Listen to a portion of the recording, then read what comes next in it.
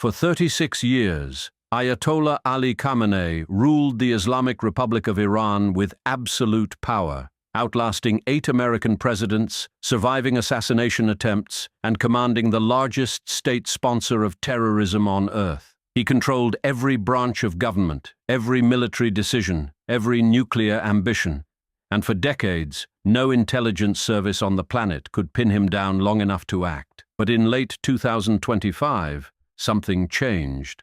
The Central Intelligence Agency began building the most detailed behavioral profile of a sitting head of state ever assembled by Western intelligence. CIA analysts mapped everything: where Khamenei slept, whom he met, how he communicated, and most critically, where he might retreat if he ever came under direct threat of attack. The breakthrough didn't come from nowhere. During Israel's 12-day war with Iran in June of 2025, American intelligence learned exactly how the Supreme Leader and the Revolutionary Guard moved and communicated under extreme pressure. Washington used that wartime knowledge to sharpen its tracking capabilities, refining month after month the ability to predict Khamenei's movements with growing confidence and precision.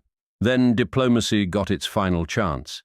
On February 26, 2026, American envoys Steve Witkoff and Jared Kushner sat across from Iranian negotiators in Geneva, demanding the complete dismantlement of Iran's nuclear program.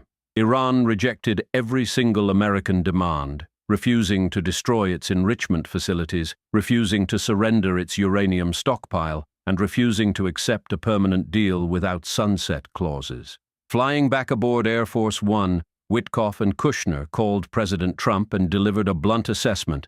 A diplomatic solution with this Iranian regime was difficult, if not impossible. What Iran's leaders did not know was that the CIA had already identified a Saturday morning meeting in Tehran, a rare gathering of the regime's most powerful military and political figures.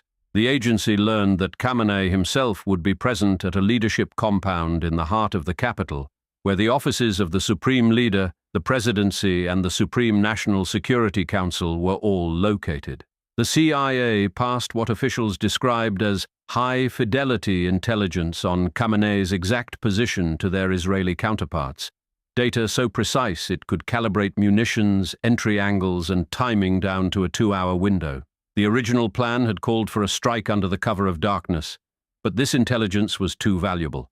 American and Israeli commanders made the extraordinary decision to shift to a broad daylight assault. At dawn on Saturday, February 28th, IDF Chief of Staff Eyal Zamir delivered a handwritten note to Israeli Air Force pilots with 5 words that would change history. "You are cleared to strike." Around 6 in the morning, Israel time, a fleet of F-35s and F-15 roared off their runways armed with long-range precision-guided munitions. The opening salvo of what Israel called Operation Roaring Lion and America named Operation Epic Fury. 2 hours and 5 minutes after takeoff, at approximately 9:40 in the morning Tehran time, the missiles reached their targets. 30 bombs slammed into Khamenei's compound, striking 3 separate buildings simultaneously. In one building sat the most senior national security officials in Iran: the commander of the Revolutionary Guard, the defense minister, the head of the military council, and the aerospace force commander, all gathered in one room. In another building nearby sat Khamenei himself, the 86-year-old supreme leader who had let down his guard during daylight hours, believing he was safer when the sun was up than in the darkness of night. Within 60 seconds, the man who had terrorized a region, funded proxy wars across the Middle East, and pursued nuclear weapons in defiance of the entire world was gone, and with him, over 40 senior Iranian officials. Hours later, President Trump confirmed Khamenei's death to the world, and as night fell over Tehran, something extraordinary happened. Iranian civilians poured into the streets, clapping, cheering, and celebrating the fall of a dictator their own government had told them was immortal.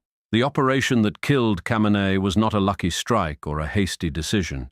It was the product of months of intelligence gathering, unprecedented US-Israeli coordination, and the most advanced tracking systems ever deployed against a head of state. It proved what America's adversaries have always feared but never wanted to believe, that when the United States decides to find you, There is no bunker deep enough, no compound secure enough, and no secret safe enough to keep you hidden.